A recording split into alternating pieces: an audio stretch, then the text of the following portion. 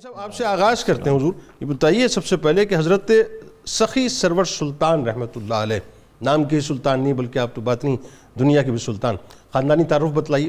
پھر جو آپ رحمۃ اللہ علیہ کے والد کے بارے میں جب ہم پڑھتے ہیں تو اللہ تعالیٰ نے بڑا آپ کو ایک خاص مقام و مرتبہ عطا کیا.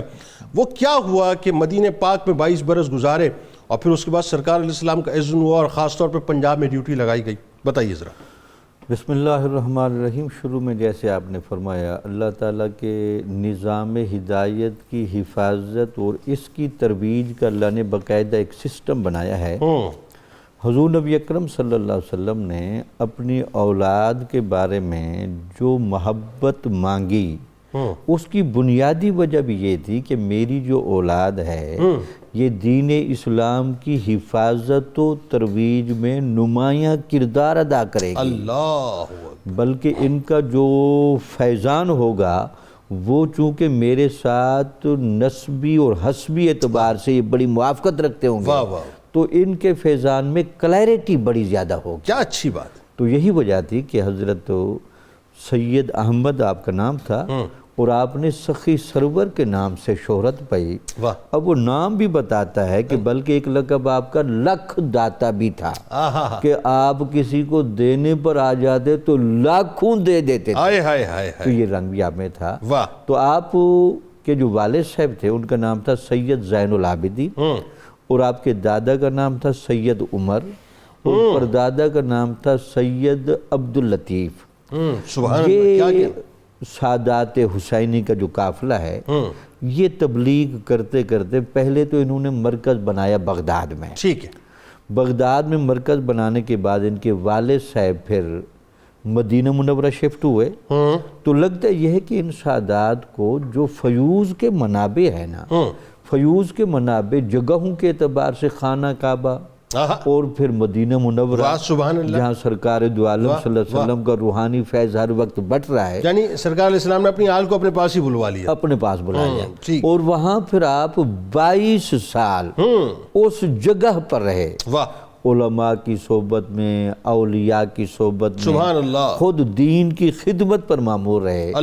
تو حضور نبی اکرم صلی اللہ علیہ وسلم کے ساتھ زیارات کا سلسلہ ان کا ویسے بہت چلتا ہے. تو حضور نبی اکرم صلی اللہ علیہ وسلم نے ان کو اذن فرمایا کہ آپ ہندوستان میں پنجاب کے اندر ملتان کے قریب چلے جائیں، وہاں جا کر آپ رہائش رکھیں اور وہاں کے لوگوں کو دین اسلام کی آپ دعوت دیں.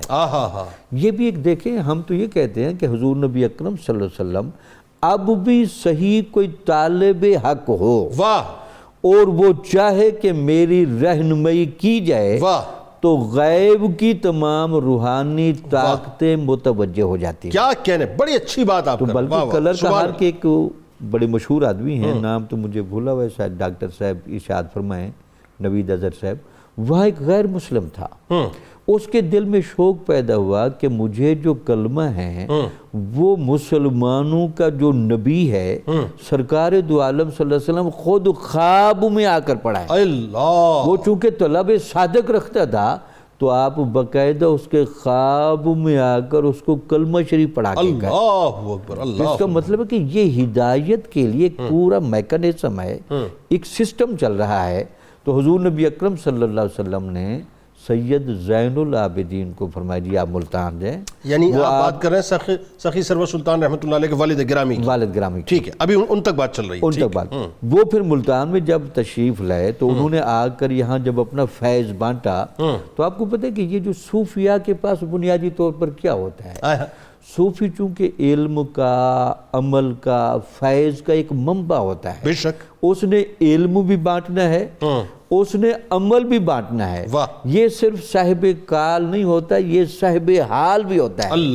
یہ ملنے والے پر صرف نگاہ ہی نہیں پھیرتا بلکہ اس کے دل اور روح پر پڑی ہوئی गर्द तासुब की, जहालत की, कुफ्र की धो भी देता है। इसलिए जब आप यहाँ तशरीफ लाए तो किस इलाके में तशरीफ लाए आप? ये शाहकोट का इलाका, ये मुल्तान के बिल्कुल करीब है, 18-20 किलोमीटर के फासले पर। ठीक। तो वहाँ जब आप तशरीफ लाए तो कहते हैं कि जब आप वहाँ तशरीफ लाए तो 2 साल आपका इतना ज्यादा फैजान हुआ, लोग आपके गर्विदा हो गए। ठीक है। तो आपकी जो पहली ज़ौजे मोहतरमा थी उनका विसाल हो गया। ठीक है। तो लोगों को ये खतरा हुआ कि हजरत साहब फिर यहाँ से चले ना जाएं, या हजरत साहब का एक अक़्द सानी होना चाहिए, ताकि उसकी वजह से भी आप इस इलाके में बाकायदा रहें। ठीक है। तो कहते हैं उस वक्त जो वहाँ का बहुत हाकिम कह लें, बड़ा एक ज़मींदार, उसने फिर अपनी बेटी के साथ आपका अक़्द करवाया, और उसी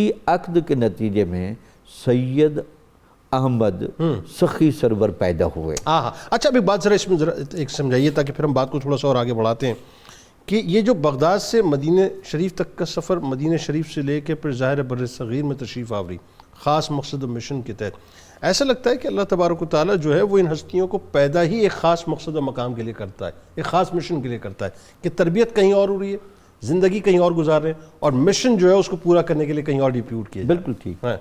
ये एक निज़ाम हिदायत की और चुनीदगी और इंतखाब की यही वजह तो हैं कि अल्लाह ताला ने इन लोगों को पहले से ही फिर ये चीज़ें और सलाहियतें वदियत होती हैं, और जैसे जैसे वो इर्तिकाब पजीर हो जाते हैं तो फिर बाकायदा उनकी डिप्टी लग जाती है। तो इस वजह से सैयद ज़ैनुल आबिदीन फिर पूरी ज़िंदगी यहीं शाहकोट में ही रहे, बल्कि आपका मज़ार भी वहीं है। ठीक है। और सैयद अहमद सखी सरवर रहमतुल्लाह अलैह ने अपनी इब्तदाई तालीम भी अपनी वालिद साहब से ही हासिल की, और अपने वालिद साहब की ही सोबत में रहे। बल्कि आपके वालिद साहब के बारे में ये भी मिलते हैं कि उनके यहाँ 3 चीज़ें बड़ी नुमाया थी। एक तो आप बाकायदा ज़राअत का भी कारोबार करते थे। ठीक है।